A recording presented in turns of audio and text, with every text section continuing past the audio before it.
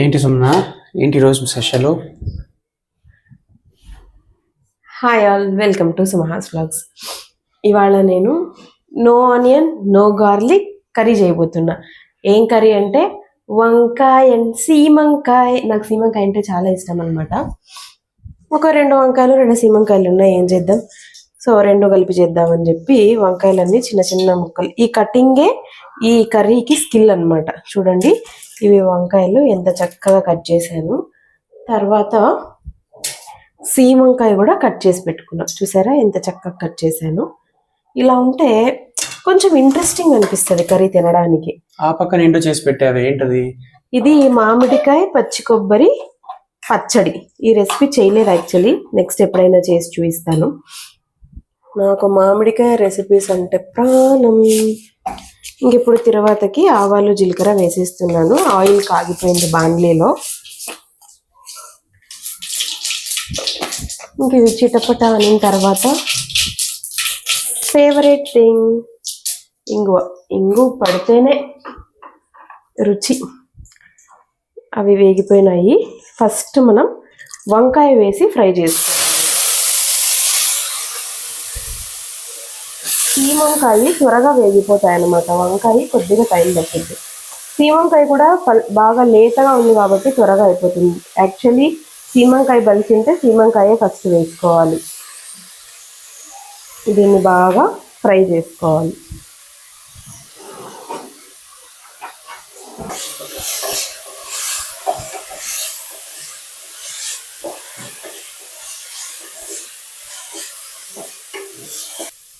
ఈ మాత్రం వంకాయ ఫ్రై అయిన తర్వాత ముందుగా చిన్న చిన్నగా పీసెస్ కట్ చేసి పెట్టుకున్న సీమంకాయ కూడా, దీన్నే చౌచౌ అని కూడా అంటారు, వేసి దీన్ని కూడా బాగా ఫ్రై చేసుకోవాలి. ఇప్పుడు సాల్ట్ పసుపు వేసుకోవాలి. చౌచౌ లాగే బౌబౌ కూడా ఉందా? బౌబౌ అంటే కుక్కే, ఇంకేంలే. చాలా మంది బారా మసాలాని కూడా చౌచౌ అంటారు. యాక్చువల్లీ ఈ సీమంకాయని చాలా ప్లేసెస్లో ఏదో పిచ్చి మొక్క వేస్ట్ మొక్క లాగా తీస్తారంట. So sad. మా పెద్దక్క నాగాలాండ్లో ఉన్నప్పుడు అక్కడ వాళ్ళంతా అలా పిచ్చి మొక్కలాగా తీస్తారు సుమనా అని చెప్తుండ్రు మొక్క. అప్పుడప్పుడు మనం కూడా ఇలాగా హెల్ప్ చేయాలి. ఈ మాత్రం వరకు చేస్తే చాలు. చూసారా, బాగా వేగిపోయాయి 2. మీరు ఒకటి గుర్తు పెట్టుకోవాలి, ఇక్కడ ఏ మాత్రం వాటర్ అనేది యాడ్ చేయలేదన్నమాట.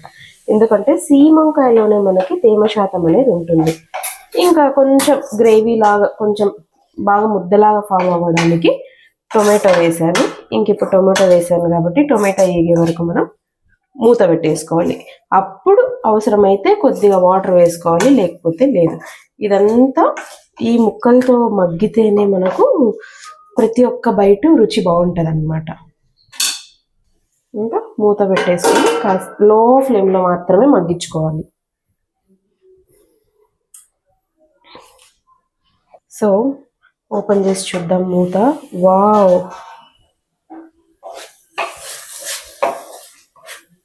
బాగా ఏగిపోయినాయి. ఇంకెప్పుడు మనము కారం పొడి అవన్నీ వేసేసుకుందాం. కొద్దిగా వాటర్ చుడికరిద్దాం, అప్పుడు కారం పొడి ఇవన్నీ బాగా వేగుతాయి. కారం,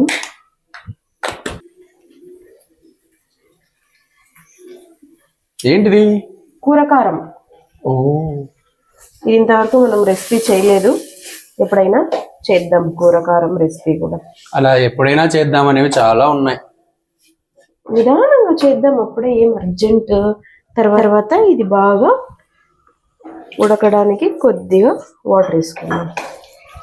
సో ఇప్పుడు మూత పెట్టేసి మగ్గిస్తే అన్నంలోకైనా, చపాతీలోకైనా, పూరీలోకైనా మస్తు ఉంటుంది కూర.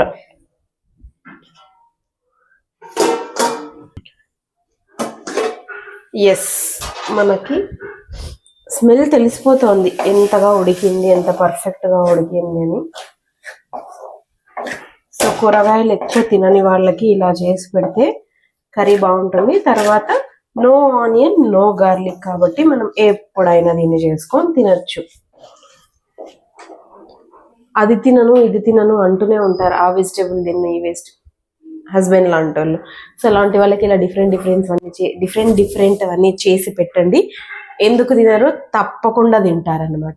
Thanks for watching. ఎలా ఉందో కమెంట్ చేసి చెప్పండి. First subscribe to Sumahas vlogs.